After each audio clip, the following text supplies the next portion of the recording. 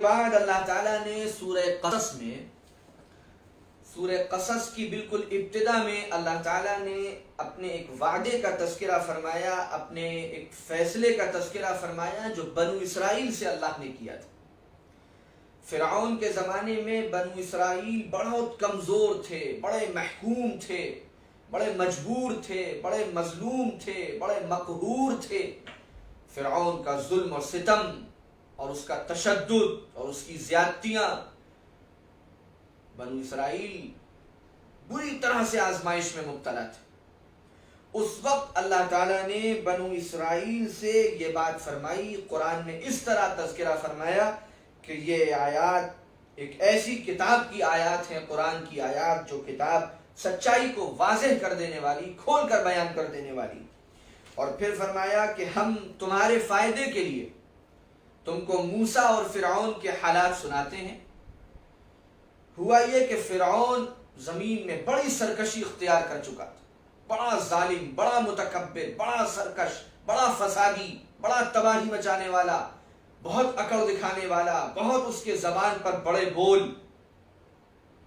اور اس نے بڑی بڑی سازشیں کی۔ مصر کے لوگوں کو الگ الگ گروہوں میں بانٹ دیا اور وہ ظلم کرتا تھا، بہت مظالم کرتا تھا، بنو اسرائیل کے بچوں کو ذبح کر دیتا تھا اور ان کی عورتوں کو زندہ چھوڑ دیتا تھا۔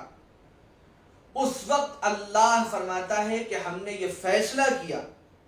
کہ ہم انہی کمزور سمجھے جانے والے بنو اسرائیل پر احسان کریں گے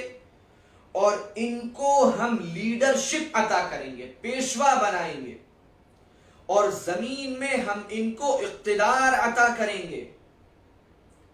اور فرعون کو اور حامان کو، ایک فرعون ایک حامان، دو لوگوں کا تذکرہ ہے، یہی دو مین تھے اس میں، اس فرعونی حکومت میں دو لوگ مین تھے، ایک فرعون ایک حامان اس کا وزیر۔ ہم اس فرعونی حکومت کو وہی دکھائیں گے جس کو دیکھنا یہ نہیں چاہتے،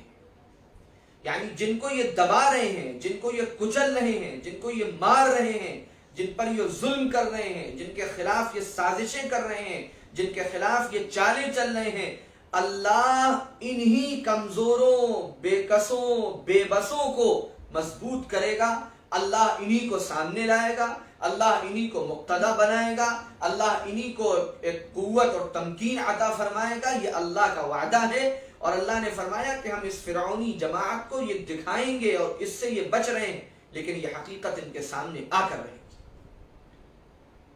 بہت بڑا پیغام ہے۔ قرآن مجید واقعات صرف یوں ہی نہیں سناتا کہ قصے کے طور پر سنا دیے اور ایک کہانی کے طور پر سنا دیے۔ ہر دور میں اللہ کا اپنے مظلوم بندوں کے ساتھ، جن پر ظلم کیا جائے، جن کو ستایا جائے، اور کوئی فرعونی طاقت، فرعون اور حامان اور اس جیسے لوگ ظالم اور جابر کسی قوم کو، کسی جماعت کو، کسی طبقے کو دبانے کی کوشش کریں، کچلنے کی کوشش کریں، تو اللہ کی طرف سے یہ فیصلہ ہے کہ ایک مدت تک ڈھیل تو ملتی ہے، لیکن پھر اللہ تعالیٰ انہی کمزوروں کو اوپر لے کر آتا ہے، اور وہ ظالم اور جابر جن کو دبانا چاہتے ہیں، اللہ تعالیٰ انہی کو بلندی عطا فرماتا ہے، اور وہ دیکھتے ہیں اپنی آنکھوں سے، ان کے دوست دیکھتے ہیں، ان ظالموں کے ظلم کو دیکھ کر تالیاں بجانے والے دیکھتے ہیں، ان ظالموں کی سازشوں اور مکاریوں کو دیکھ کر خوش ہونے والے دیکھتے ہیں کہ جن کو ستایا جا رہا ہے کس طرح قدرت نے اپنا کام کیا، اللہ نے، اس مالک نے اپنا کام کیا، اور وہی لوگ نکل کر سامنے آئے اور بلندی پر آئے۔ یہ ہوتا ہے، ہوا ہے، اور ہمیشہ ہوگا انشاءاللہ۔ اس لیے ہمیں اللہ کی طرف متوجہ رہنا چاہیے، اللہ سے مدد مانگنی چاہیے، اللہ کے سامنے اپنی فریاد رکھنی چاہیے، قرآن کے واقعات سے سبق حاصل کرنا چاہیے، سیکھ لینی چاہیے، عبرت کی نگاہ سے ان واقعات کو دیکھنا چاہیے، اپنے آپ کو ظلم سے بچانا چاہیے، جبر سے بچانا چاہیے، تشدد سے بچانا چاہیے، ناانصافی سے بچانا چاہیے، انسانیت پر ظلم کرنے سے اپنے کو دور رکھنا چاہیے، بلکہ اپنے اندر نیکی کے، خیرخواہی کے، بھلائی کے جذبات پیدا کرنے چاہیے۔